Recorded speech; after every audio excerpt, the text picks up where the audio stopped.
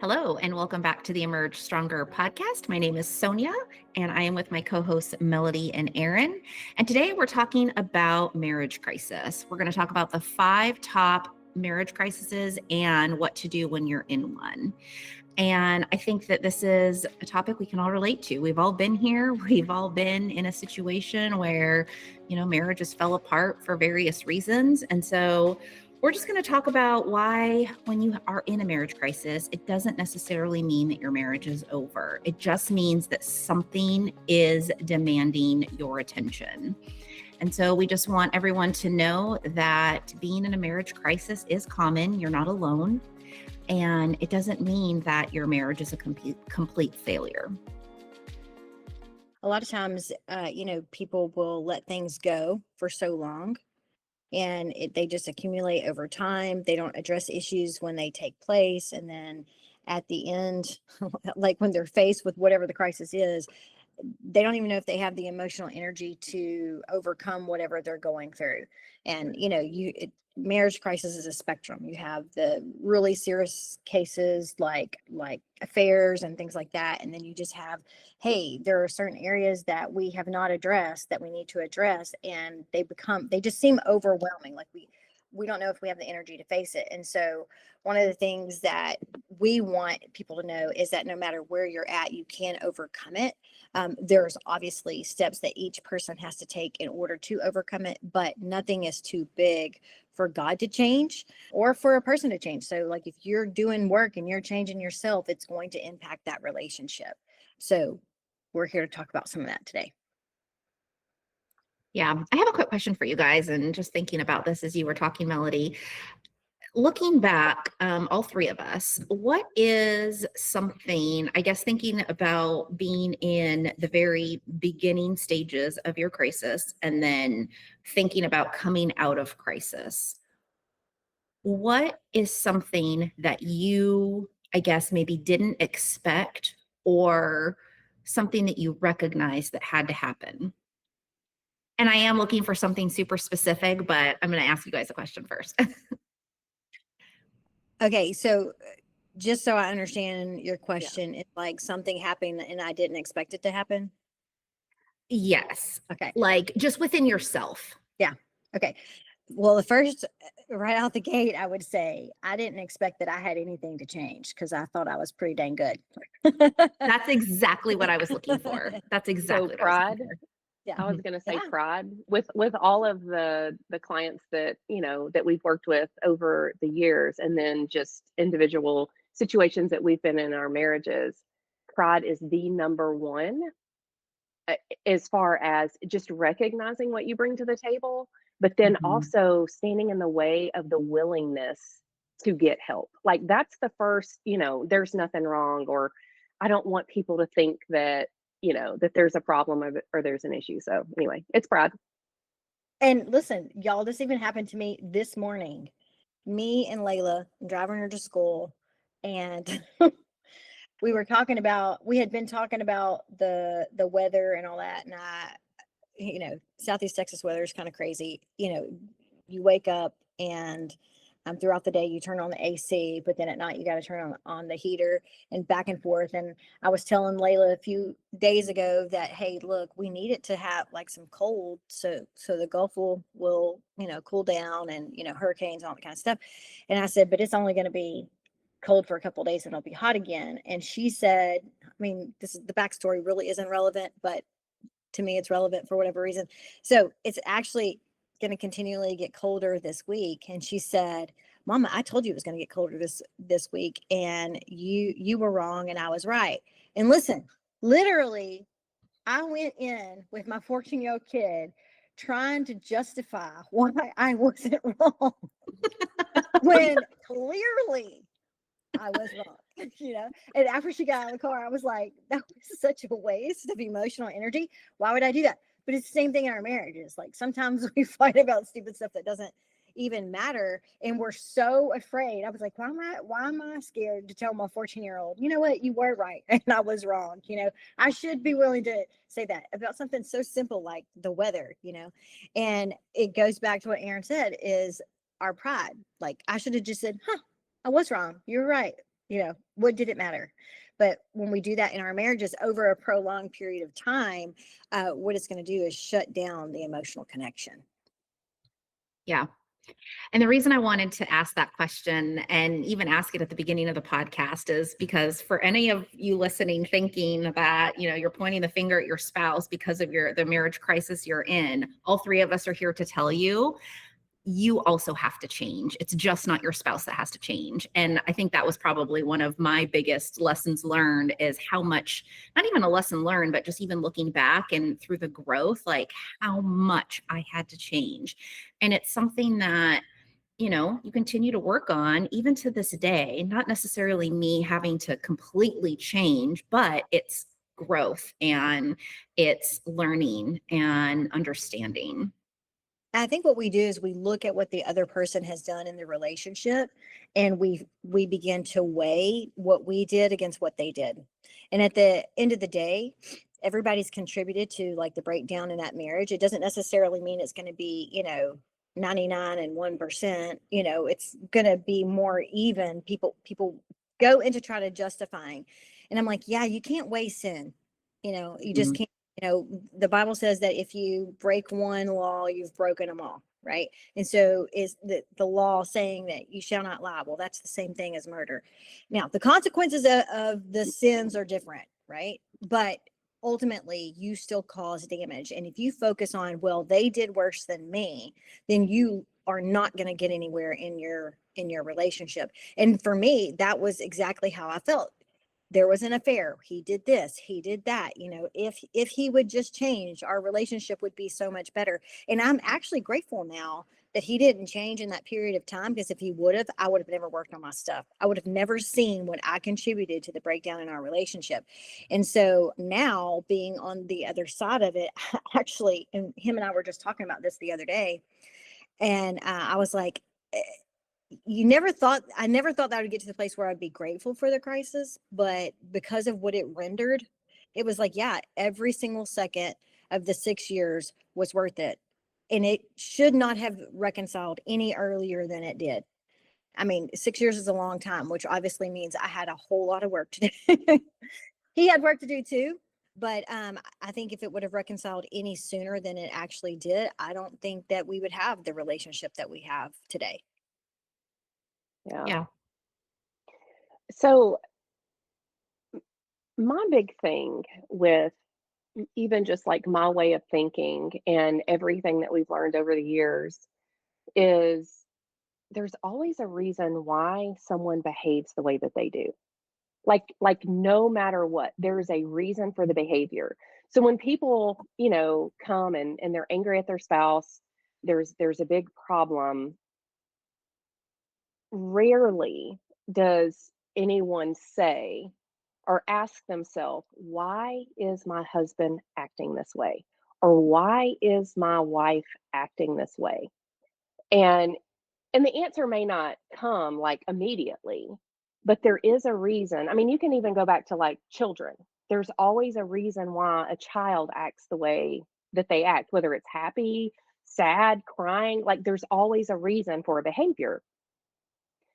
So looking back at like y'all's marriage crisis situations, can you pinpoint and ask yourself, like,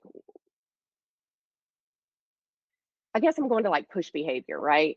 There's always a reason when there's push behavior, you're going to get a reaction from your spouse. Was there a reason why, like, can you look at yourself and see how or why your spouses were acting the way that they were? Yeah, for sure. And I think a lot of things that I did would trigger that response. And I think the reason why people don't pause and kind of look at that, like the why behind what they're doing, is because they feel like that it's them helping justify the behavior. And it's really not. It's helping Right. you understand. But so many times we don't want to take ownership of what we do. We don't want to fathom that we could have potentially caused pain or triggered pain from the past in our spouse, when in reality we do that all the time. And they do that to us too, right? Right. And we don't have any problem blaming them for triggering our pain, but then we don't want to take accountability for the pain that we trigger in them. Yeah, that's a perfect answer to my question. Yeah. So why don't we talk about the 5 crises, the 5 top crisis in marriages, crises in marriage. Okay, crisis number 1 is communication breakdown. And I feel like this one can be pretty, I want to say obvious, like an obvious reason as to why a marriage may break down. Maybe not necessarily go into crisis mode, but why a marriage would break down. And so here's what that looks like. It's the constant arguing or total silence. It's the feeling of being misunderstood or feeling unheard. Or, and I see this a lot, is these conversations go in cycles or they explode and then nothing ever gets resolved. Mhm. And it's like you're fighting about the same thing over and over and over again. And so when those things happen, then then it goes into a crisis because now you've built so much resentment and you just feel like there's no conversation that can happen because it's just that constant fighting. Mhm. And then the couples just stop repairing. There's no repairing. There's no effort to repair because then each person in the relationship sits in kind of this finger pointing. It's not me, it's them. Mhm. In reality, and some people might think that I'm throwing women under the bus, I just want to say that women do start more arguments. There's reasons for that. Security is super important in our relationships. And if a woman perceives that there's any type of threat in the relationship, whether it be some other woman or my needs aren't being met or my security is being threatened, we will hyper focus on that thing, even though there could be like 90% of the time everything's great, and needs are being met and all that. But if there's that 10% of the time, we're really bad at focusing on the 10%. Why? Because of security. And if you know that about yourself and you're like, okay, is my security really being threatened? Like you can think through that process, and it really may be being threatened. Like that may be a legitimate complaint, but we will sometimes start arguments and we'll just keep on and keep on and keep on. And that's why you hear men say, oh, my wife is nagging me and all that kind of thing. Well, men need to clue in, hey, if she's talking about this over and over and over again, then that may need to be something that I need to change. It's just sometimes they can be resistant towards change. I'm not saying that men don't change, so don't hear me say that, but they can be resistant towards change. But a woman will hyper focus on it, and then every conversation it goes right back to the same thing over and over and over and over and over again. And there are things that you can do that will de-escalate that situation. Dr. John Gottman, who has researched marriages and relationships and all that kind of stuff for many, many years, like 30 something years, he talks about one of the main things that is like a red flag to divorce is if you use 4 horsemen. And I'll quickly go over that: criticism, contempt, defensiveness, and stonewalling. If you use those 4 things, it causes the communication to be so intense and what some people would say toxic. And then they say, oh, we need to get divorced because we don't want our children to hear all this toxicity, when in reality what you could do is just not do those things. And he says, if you just remove those 4 things, you decrease your chances of divorce by 90%. That's how powerful they are. But we get caught up in whatever we're feeling instead of being strategic. And for me, that may not always work for every personality type, but for me, because I'm more of an analytical person, when I am thinking about communicating, like if I have a complaint with my husband or whatever, I think about being strategic about it, like really looking at, is he in a good place to even hear this? If he's he's an electrician, if he's working in an attic at 125 degrees and he's coming home, he's sweaty, he's tired, and he's had a million phone calls. My husband gets more phone calls than anybody else in the world from his workers and from customers and all that kind of thing. maybe it's not a good time for me to talk about this with him. Maybe I'll wait till a Saturday morning, but we want it resolved right now. And the truth of the matter is that most of our arguments don't get resolved anyway. There has to be this acceptance that we move into. You think how you think, and I think how I think, and our relationship is too important to let that destroy our relationship. It's just crazy how we do that sometimes. Yeah. Yeah. I'll, I want to go back to the four horsemen just briefly and just say I think a lot of people don't understand what the four horsemen are, and you have to be so intentional about removing those from your everyday Mhm. language because they're habits, and they're habits that you learn when you're a child, and you use them with your friends, you use them with everyone because they're habits. And when we work with someone and talk to them about the four horsemen and how damaging they are, just an exercise that people can do is write down the four horsemen, but then also write down examples so that they can see exactly what like contempt looks like and how they're using that in conversation with their spouse. Because sometimes people feel like they're being funny, using sarcasm, it's just a joke, Mhm. but a lot of jokes, especially with your spouse, they're hurtful. Mhm. And you have to understand how people are interpreting them. So I love that you said 90%. Mhm. Like they are that hurtful and that damaging that if people could just understand that one thing, it would completely change the dynamic of the relationship. Mhm. Yeah. And we should treat our spouses better than we Yeah. do just the random person that we meet, or, the people at church or whatever. We should treat them better. We should be mindful of what I say or what I do is going to affect them. So let me not do things that are going to cause them pain. Yeah. I want to say something going back to what you initially said, Melody, is, not to throw women under the bus, but women are usually the ones that, start the arguments. And if you think about, just in some cases where maybe, well, I know I've done it, but feeling as though I want to resolve this right now. And there's this anxiousness about me. I've got to resolve this right now. And then I start throwing out criticism and contempt. And maybe I even get a little bit defensive. Okay, so I'm using three horsemen right there. And then the husband, the spouse, and I don't have any statistics on this, but typically what we've seen in our practice is they shut down, they Mhm. stonewall. The men walk away. So the women are really good at kind of, well, I don't want to say it that way, but they're typically the ones that kind of stir things up and they're anxious and they want to talk about it. Let's get it resolved now. And the men shut down. So now there's all four horsemen being used just in that example. And so you, again, going back to what you were saying, like you have to recognize and you have to have almost like, a little bit of emotional intelligence. Is Mhm. this a good time? And Mhm. men, I even talked to a client about this the other day, is a, a spouse may say, I don't want to talk about this right now. I'm not going to talk about it. And then just leave it at that. And the other spouse is supposed to just sit there and be okay with that. Mhm. You have to be able to have more of like context in your words and in your conversation. The husband may need to say, I cannot talk about this right now. I'm feeling very heated.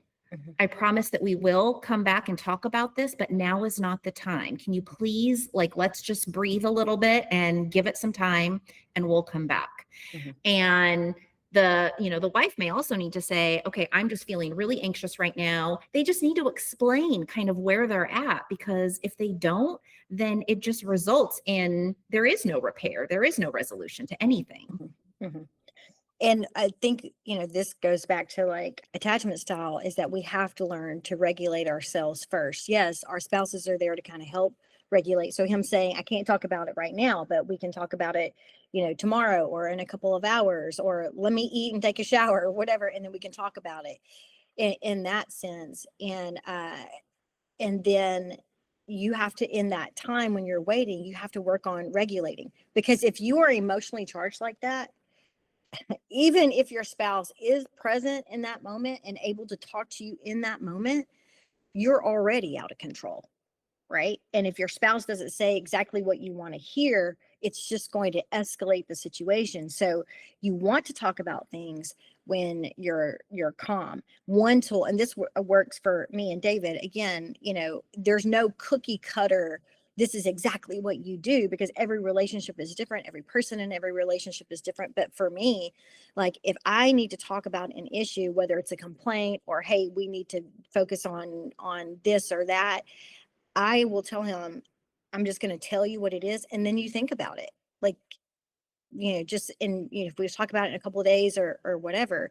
And that really works for us, because for him, I know he's a processor. I know he has to think things out. He does the same for me too. Now, that in the past, we both would want what we wanted when we wanted it, right? And it just didn't work good. It worked well for us. And so we would kind of, get into that cycle of, I'm going to call it toxic communication, because that's really actually what it was. And we didn't yell or scream, but we definitely made accusations. We definitely used the 4 horsemen. I was super critical and he was defensive. And then when I moved into contempt, he would move into stonewalling. And so we would get in this cycle. Whereas now it's like, I want resolution right now? Everybody does. That's normal. But you have to accept that you're not always, and more times than not, you're not going to get resolution right then. You have to wait, and you have to work on regulating yourself so that you are better prepared for when you have the conversation. I think, though, that some personality types, when they're upset, it's easy for them to talk about it. But when they're no longer upset, they just let it go. And that's a problem. So you have a spectrum of constantly arguing and screaming and all that kind of stuff to, I don't talk about it at all. And there's a whole lot, there's a spectrum in between. And neither one of those things at the end of the spectrum is good. Yeah. So you mentioned kind of some things to do. One of them says learn to regulate before you communicate. Some other things that you can do is, and I think we see this a lot with our clients, is one of the spouses is trying to win the conversation, wants to be the one that's what's right. And kind of like what you were saying earlier, your example with Layla. The other thing that you can do is just really slow communication down and just have, less frequency and more intention.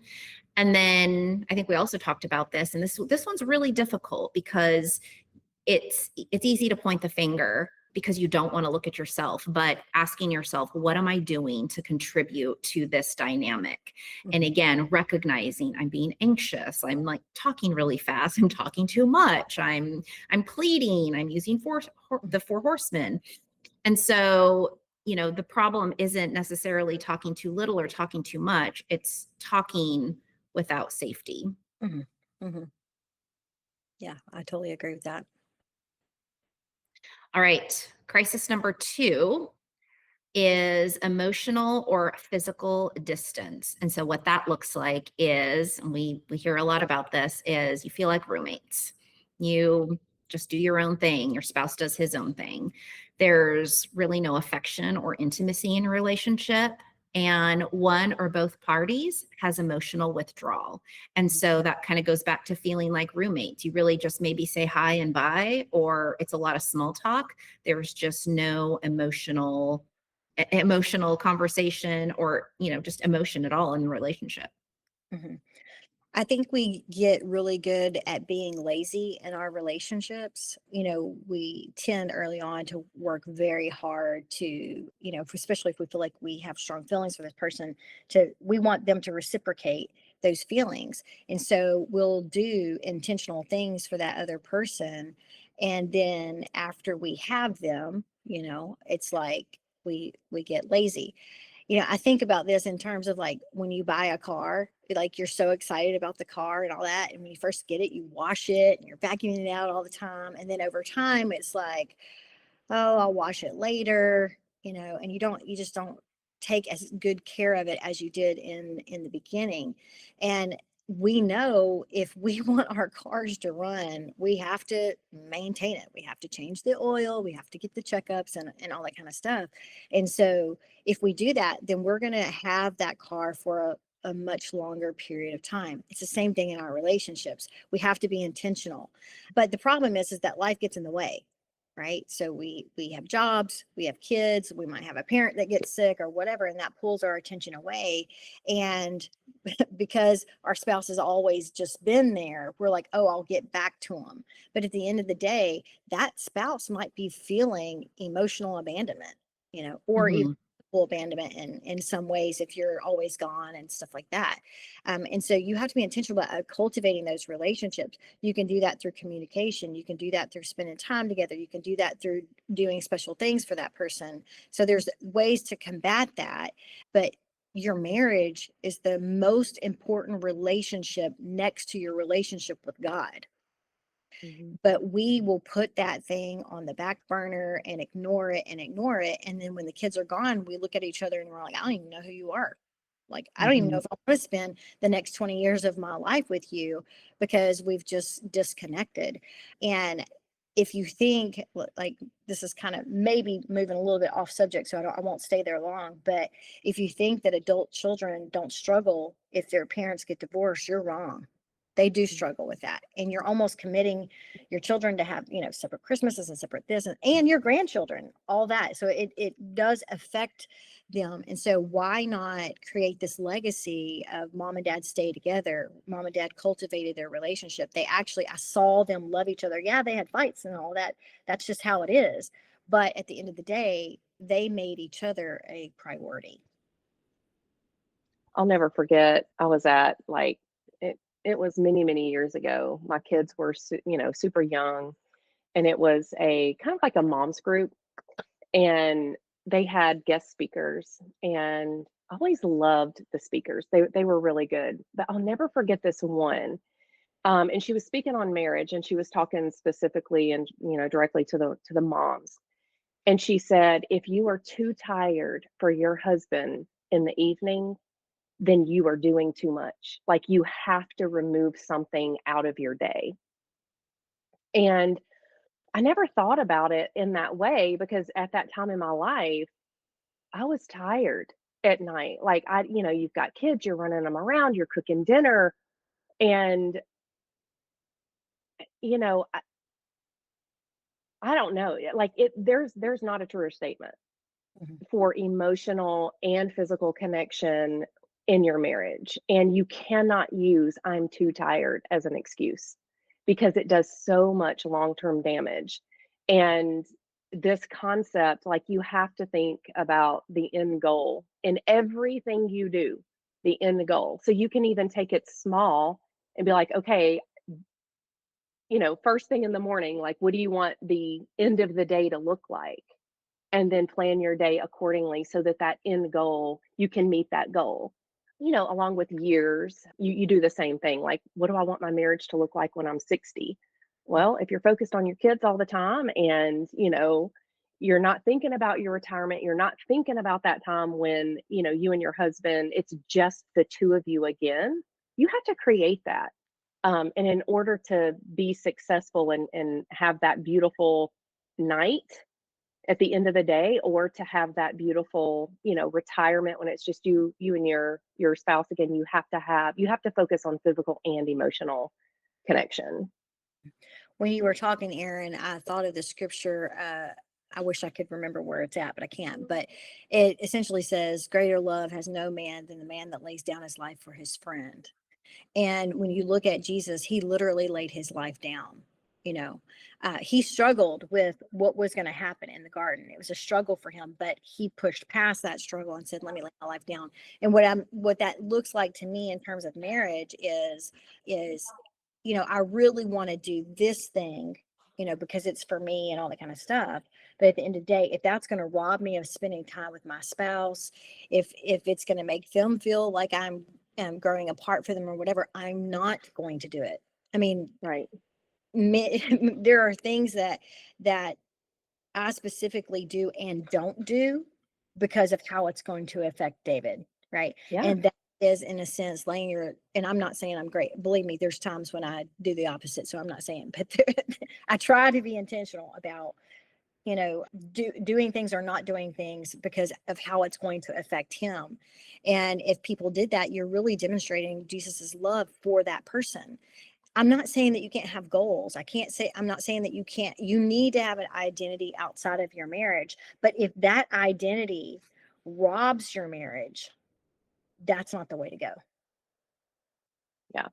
You see Well, that a your lot, spouse like needs- men in their careers, like they're super focused on their career, Mhm. super focused on, and I'm not saying that that's bad, but when it robs you of the emotional intimacy or physical intimacy in your marriage, that's an issue. Yeah. So I wanted to bring up Gottman again, his book, The 7 Principles of Making marriage gosh, work. thank you, Making Marriage Work. I want to say, I used to refer to this so much, and I don't have my book in front of me, but I want to say it's around page 97, where it gives the whole huge list of questions to ask your spouse. And so, going back to this feeling like you're living like roommates, well, if you're feeling like you're living like roommates, you likely don't know your spouse very well. And it's a wonderful book to read, but also those questions get you back to that emotional intimacy with your spouse to get to know them again. So just wanted to throw that out there. There's also an app called Card Decks, like a deck of cards that's Yes. free, that has a list of questions. You can download that app and begin to ask it. I mean, they range from just simple questions like, what's your favorite birthday as a kid, to even sexual questions. And if you and your spouse are not having sex or haven't had sex in a while, maybe don't start there, but start with some of the lower level, easy, get to know you questions again, because the more you know, Gottman says this, the more you know a person, the easier it is to love them. You can love them more because you know more about them.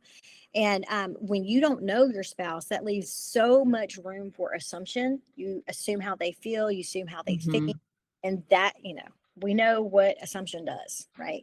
Well, it's not accurate. No, It's just not. It's a lie that's in your mind about what your spouse, what you're telling yourself that your spouse is thinking or feeling. Mhm. It's not true. Yeah. And so the more you know about them, the easier it is for you to really have a clear understanding about how they feel and how they think. You'll never 100% know, because all of us, even the Bible says that we don't know our own hearts, that God knows our hearts, but you can get pretty good at knowing how your spouse thinks and feels. And then because you've had communication and you know how they will think or feel about a situation, it helps you protect their heart. Oh, I'm going to use what I know as a guardrail, not to create any insecurity in my spouse, not to cause them any pain. And then they trust you more with their heart. So then the intimacy builds even more. Yeah. All right. So closing out crisis number 2 of emotional or physical distance. If you find yourself in the situation, here's what you can do. Number 1, stop demanding closeness. You've got to be able to create safety for that intimacy. You also want to focus on emotional reconnection before physical intimacy. And so that one, gosh, I feel like we could probably have a whole podcast in itself on that, because I think a lot of times women feel as though they do need that emotional connection before they can just go straight into sex. Number 3, rebuild friendship and don't pressure it. And so going back again, those questions and the app that you referred to, Melody, that's a great way of just kind of dipping your toe into emotional connection again and rebuilding that friendship. And then lastly, identify when the distance started. And so there's always, kind of go back to what Erin was saying, there's a reason behind the behavior. There's a reason why things shifted. I can even go back to my own, crisis, and, I can go remember when that shifted for me, kind of life, things that were going on in my life that made me or that caused me to become emotionally distant. Yeah, that's good. Okay, we still have 3 left. We will come back for a part 2 to talk to you about the other 3 top marriage crises that can happen. Thank you for listening to another episode of the Emerge Stronger podcast. We will be back next week to talk about crisis number 3, which is when trust is broken, whether it's an affair, betrayal, or hidden behaviors. Crisis number 4, when one partner wants out. And then lastly, crisis number 5, when you have an identity or life transition crisis. If you'd like to reach out to us, you can find us at itsnotover.net. And if we could ask one thing, we would love if you would share this episode and leave us a review. Our goal is to guide people to save themselves and save their marriages. See you next week.